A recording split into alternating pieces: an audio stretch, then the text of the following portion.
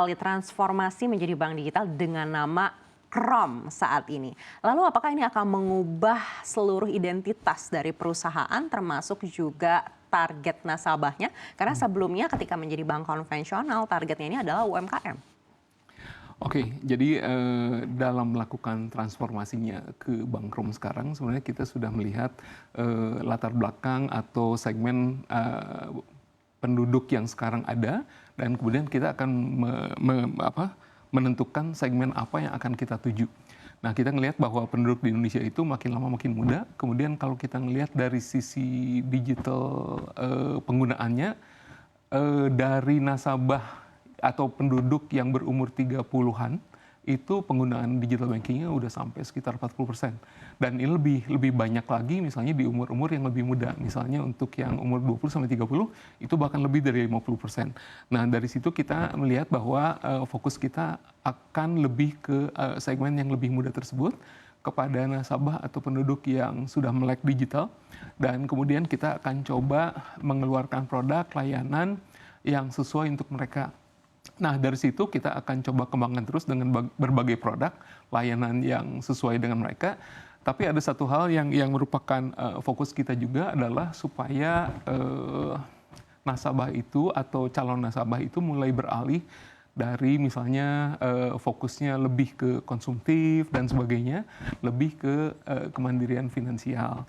Jadi kalau misalnya kita ngelihat orang-orang muda yang tadi saya sebutkan itu sekarang mungkin masih belum memiliki kemandirian finansial dan mereka lebih ke konsumtif, tapi kita coba hadir untuk memberikan produk-produk melalui misalnya interest rate yang cukup tinggi untuk mencoba merubah mereka menjadi nasabah yang lebih melek mengenai keadaan finansialnya dan mereka bisa mengarah ke kemandirian finansial.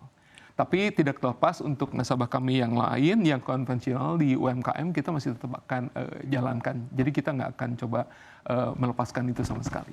Baik, terkait dengan transformasi ini tentu tidak terlepas dari keberadaan Kredivo. Lalu bagaimana Krom bisa memanfaatkan mungkin nasabah-nasabah yang ada di Kredivo saat ini? Oke, jadi kalau misalnya kita menyebutkan mengenai Kredivo, ada beberapa aspek yang bisa kita lihat dari mereka. Yang paling pertama tentu saja adalah ekosistem yang sangat baik, yang sudah terbentuk setelah sekian tahun berdiri di Indonesia. Kemudian jumlah nasabahnya juga lumayan banyak, dan yang penting itu adalah mengenai sistem dan juga misalnya kemampuan mereka untuk melakukan credit underwriting dan sebagainya. Nah, Krom kita akan coba bekerja sama dengan Kredivo. Yang pertama tentu saja dari sisi akuisisi nasabah. Nah, kemudian yang kedua adalah tentu saja mencoba membuat produk atau bekerja sama tanpa saling kanibalistik sama Kredivo. Kita akan menawarkan produk yang agak berbeda dan segmen yang kita coba agak berbeda juga dengan Kredivo. Nah, tentu saja untuk cara pembentukan SDM misalnya dari sisi pengembangan teknologi dan sebagainya, kita juga bisa belajar banyak dari Kredivo.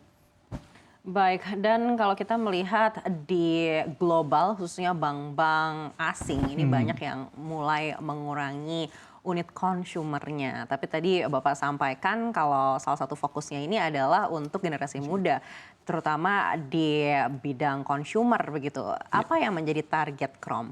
Oke, kalau saya boleh komen dulu mengenai bank-bank internasional yang coba meninggalkan retail bisnis, itu basically kalau saya bisa mikir beberapa hal adalah salah satunya adalah dari sisi regulasi, dari sisi keselarasan strategi dengan grup misalnya, dan kemudian dari sisi dinamika marketnya, dinamika pasar.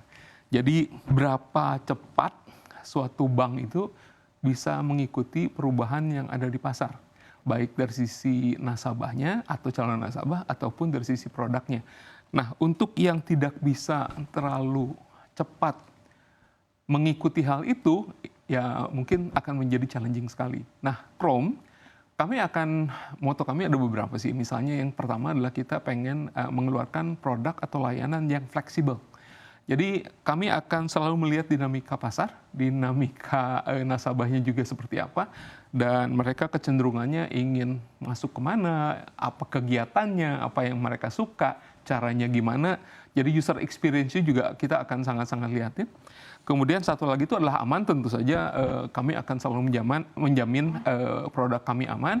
Dan juga adalah yang satu lagi adalah keunikan dari produk kami. Keunikan produk kami itu ya bisa dilihat dari interest rate-nya dan sebagainya. Mungkin itu yang akan kita kembangkan. Baik, tapi bagaimana Krom memandang arah kompetisi retail banking ke depannya? Oke,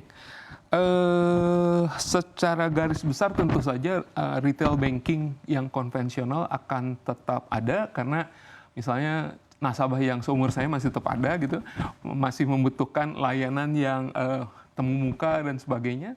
Sedangkan untuk nasabah-nasabah yang lebih muda yang saya sebutkan tadi, mereka sudah beralih tuh. Jadi kebutuhan antara produknya, kebutuhan antara layanannya sudah sangat berbeda. Jadi berapa banyak sih anak muda yang misalnya katakanlah di bawah 40 tahun yang pergi ke bank misalnya. Nah, itu yang akan kita sasar. Jadi unfortunately untuk segmen nasabah yang ingin tetap ketemu muka dengan CS, ketemu muka dengan teller, itu kita akan tidak jadikan fokus kita. Gitu sih yang akan kita lakukan.